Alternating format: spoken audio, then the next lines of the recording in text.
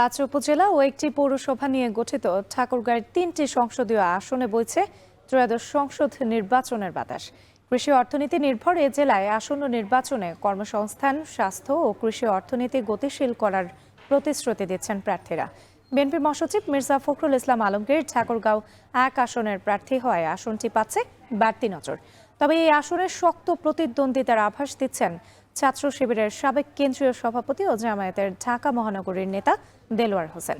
এ নিয়ে আরও জানাতে আমাদের সঙ্গে যুক্ত হচ্ছেন বেলায়েত হোসেন। বেলায়েত, ঠাকুরগাঁও 1 আসনে ভোটারদের ইশতেহারে কোন কোন বিষয়গুলো প্রাধান্য পাচ্ছে জানাবেন? ধন্যবাদ রাত্রি। যখন আপনার সঙ্গে কথা বলছি তখন কিন্তু ঠাকুরগাঁয়ে কনকনে শীত। আমরা রয়েছি ঠাকুরগাঁও শহরে। ঠাকুরগাঁও শহর পৌরসভা এবং ঠাকুরগাঁও সদর উপজেলা নিয়ে ঠাকুরগাঁও 1 আসন গঠিত। এই আসনে প্রায় 3.5 লাখের মতো ভোটার রয়েছে। এই 3.5 লাখ ভোটারের মধ্যে কিন্তু এক ধরনের আগ্রহ আমরা দেখতে পাচ্ছি যে সকাল থেকে আমরা ঠাকুরগাঁও গতকালকে এসেছি, আজকে সকাল থেকে আমরা দেখেছি এই কনকনে শীতের মধ্যেও বিভিন্ন চায়ের দোকানে গল্পে আড্ডায় কিন্তু ভোটের আমেজ কিন্তু রয়েছে। তারা আগামী সংসদ নির্বাচনে কে ঠাকুরগাঁও 1 আসনের কাণ্ডারি হবেন এটি নিয়ে কিন্তু তারা আলোচনা করছে। নানা ধরনের হিসাব নিকাশ সমীকরণ তাদের মধ্যে চলছে।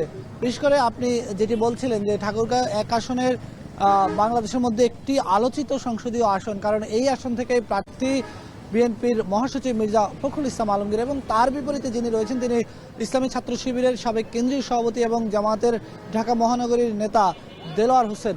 এখানে কিন্তু হেভিওয়েট প্রার্থী বলতে মির্জা ফখরুলকে বোঝানো হচ্ছে। তবে যে শিবিরের যে জামাতের যে প্রার্থী রয়েছেন তিনিও কিন্তু ব্যাপক লোক সমাগম করছেন তার সভা সমাবেশে, বিভিন্ন শোডাউনে। ফলে এখানে একটা শক্ত প্রতিদ্বন্দ্বিতার আভাস কিন্তু মিলছে। ঠাকুরগাঁয়ের সদর 1 আসনের যারা ভোটার রয়েছেন তাদের অনেকের সঙ্গে আমি কথা বলেছি, তারা বলছেন যে এই আসনটি কে জিতবে কে হারবে এটি অনেকটাই নির্ভর করবে 12 ফেব্রুয়ারি পর্যন্ত আমাদেরকে এটি দেখতে হবে। কিন্তু এটি একেবারে হাড্ডাহাড্ডি একটি লড়াইয়ের আভাস কিন্তু তারা দিচ্ছেন।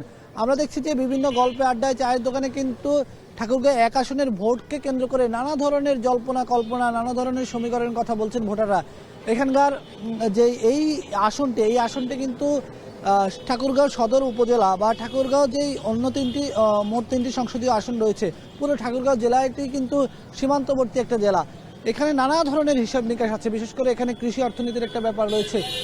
যারা কৃষক রয়েছেন তারা বলছেন যে তারা কৃষির যে বাণিজ্যিকরণ, কৃষির যে শিল্পায়ন এটি তৈরি হয় না। ফলে আগামী নির্বাচনে যিনি সংসদ সদস্য হবেন এখান থেকে তাদের প্রত্যাশা থাকবে, ভোটারদের ইশতেহার থাকবে এখান থেকে যে তারা তাদের এই বিষয়গুলো দেখভাল করবে। পাশাপাশি কর্মসংস্থানের ব্যাপার রয়েছে, স্বাস্থ্য সেবার ব্যাপার রয়েছে।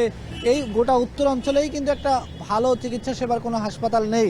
তারা বলছেন এই যে উত্তরাঞ্চলে 33টি সংসদীয় আসন রয়েছে, এই 33টি সংসদীয় আসনের প্রত্যেকেরই কিন্তু একটি কমন চাওয়া, প্রত্যেকেরই কিন্তু একটি স্বাভাবিক চাওয়া যে তারা প্রত্যেকেই চাচ্ছেন যে একটা জায়গায় তাদের মিল, যে তারা চাচ্ছেন এই উত্তরাঞ্চলে যেন একটি বড় হাসপাতাল তৈরি করা হয়, শিক্ষার ভালো ব্যবস্থা করা হয়, কর্মসংস্থানের ভালো ব্যবস্থা করা হয়।